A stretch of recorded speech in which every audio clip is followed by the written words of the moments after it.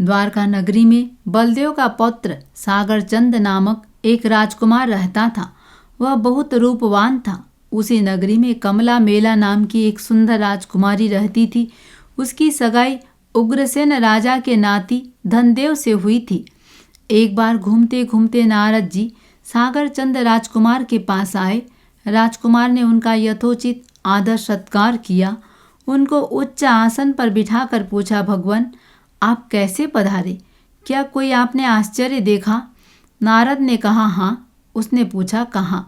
नारद ने कहा, इसी नगरी में कमला मेला नाम की राजकुमारी बहुत रूपवती है। विश्व में उसकी मानता करने वाली स्त्री मुझे नजर नहीं आई, किंतु उसकी सगाई हो चुकी है। सागरचंद के पूछने पर नारद ने अगली सारी बात उसे बताई। राजकुमार कमला मेला पर मुग्ध हो गया। उसने नारद से पूछा, उसके साथ मेरा संयोग कैसे हो सकता है? नारद ने कहा, मैं नहीं जानता। इतना कह वे चले गए। राजकुमार कमला मेला के रूप पर मोहित हो चुका था, इसलिए उसे नींद नहीं आती थी, न भोजन भाता और न किसी काम में उसका मन लगता। उसने राजकुमारी का एक चित्र बनवाया और वह उसी के ध्यान में लीन रहने लगा। प्रतिपल उसका नाम रटता रहता। उधर नारद जी सागरचंद से छुट्टी ले सीधे कमला मेला राजकुमारी के पास गए। उसने उनका उचित सम्मान किया। उसने पूछा, आज आप कैसे पधारे? क्या कोई आपने आश्चर्य देखा? नारद जी ने कहा, हाँ, एक नहीं 2 आश्चर्य देखे हैं। मैंने सागरचंद राजकुमार जैसा रूपवान पुरुष कहीं दूसरा नहीं देखा और धनदेव जैसा कुरूप व्यक्ति भी नहीं देखा। सागरचंद का बखान सुनकर राजकुमारी उस पर मोहित हो गई। धनदेव के प्रति उसे घृणा होने लगी। नारद जी ने उसे आश्वासन दिया। वहाँ से नारद जी सीधे सागरचंद के पास पहुँचे। उसे राजकुमारी की सारी बात कह सुनाई। सागरचंद कमला मेला पर पहले से ही मुग्ध हो रहा था। नारद जी की बात सुनते ही उसकी हालत और बिगड़ गई। वह दिन रात राजकुमारी के ध्यान में खोया रहने लगा। उसकी यह दशा देख माँ तथा अन्य राजकुमार व्याकुल हो उठी।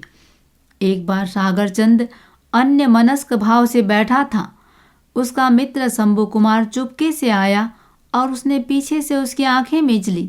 सागरचंद को मालूम नहीं हुआ कि कौन है। वह सहजतया बोल पड़ा, कमला मेला। शंभु ने कहा, कमला मेला नहीं, कमल मेल। राजकुमार सकपका गया और उसने अपनी सारी बात उसे बताते हुए कहा कि जैसे भी हो कमला मेला से मुझे मिलाना होगा।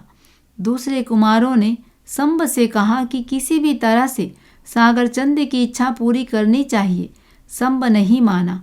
तब कुमारों ने मद्य पिलाकर उससे स्वीकृति ले ली। मदिरा का नशा उतर जाने पर शंभु को होश हुआ। उसने सोचा, हाय, यह मैंने क्या कर दिया? मैंने उन्हें झूठा विश्वास क्यों दिया? परंतु मुझे अपने वचन पर दृढ़ रहना चाहिए। अब ऐसा उपाय करना चाहिए कि मेरे वचन का सम्यक निर्वाह हो सके। उसी दिन से उसने देवी की आराधना शुरू कर दी। कुछ ही दिनों के बाद देवी उसके सामने उपस्थित हुई और इच्छित वर मांगने को कहा। शंभु ने अच्छा अवसर जान उससे रूप परावर्तिनी विद्या मांगी। देवी ने उसे विद्या दे दी। इधर राजकुमारी और धनदेव के विवाह की तैयारियां हो रही थी। विवाह की निश्चित तिथि पर शंभु ने विद्याधर का रूप बनाया और कमला मेला का अपहरण कर वह उसे रैवतक उद्यान में ले गया। राजकुमार सागरचंद और अन्य कुमार वहाँ उपस्थित थे। सागरचंद व कमला मेला का यथाविधि पाणी ग्रहण हुआ। दोनों उद्यान में क्रीड़ा करते हुए सुख से रहने लगे। राजकुमारी के अपहरण से लोगों में खलबली मच गई। चारों ओर क्षोभ छा गया। छानबीन करने पर भी कोई नहीं जान सका कि राजकुमारी का अपहरण किसने किया है। लोग इधर उधर दौड़े। नारद जी से पूछा। उन्होंने कहा, मैंने राजकुमारी को रैवतक उद्यान में देखा था। कोई विद्याधर उठा ले गया है, ऐसा लगता है। यह समाचार जब कृष्ण के पास पहुंचा तो वे दल बल सहित संग्राम के लिए चल पड़े। शंभु कुमार विद्याधर का रूप बनाकर युद्ध करने लगा और उसने अनेक राजाओं को पराजित कर दिया। अनेक राजा रणक्षेत्र से भाग गए।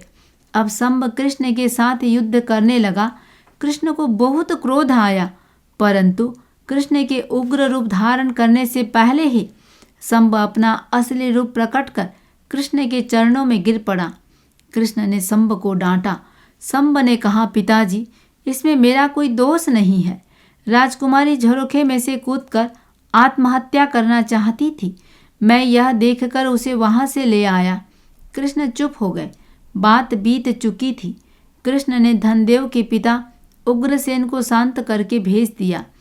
इधर सागरचंद और कमला मेला सुखोपभोग करते हुए अपना जीवन यापन कर रहे थे। एक बार भगवान अरिष्टनेमि उसी नगरी में पधारे। कमला मेला और सागरचंद दर्शनार्थ गए। भगवान का प्रवचन सुनकर दोनों ने अनुव्रत ग्रहण किया।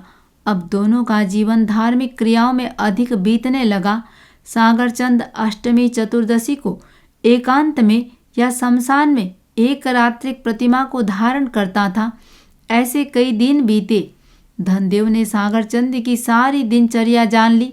उसके मन में राजकुमारी कमला मेला के न मिलने से रोष बढ़ा हुआ था। वह ज्यों त्यों बदला लेना चाहता था। उसने तांबे की सुइयां बनवाई और उन्हें ले वह वहां जा पहुंचा जहां सागरचंद अपनी प्रतिमा में एक चित्त हो बैठा था।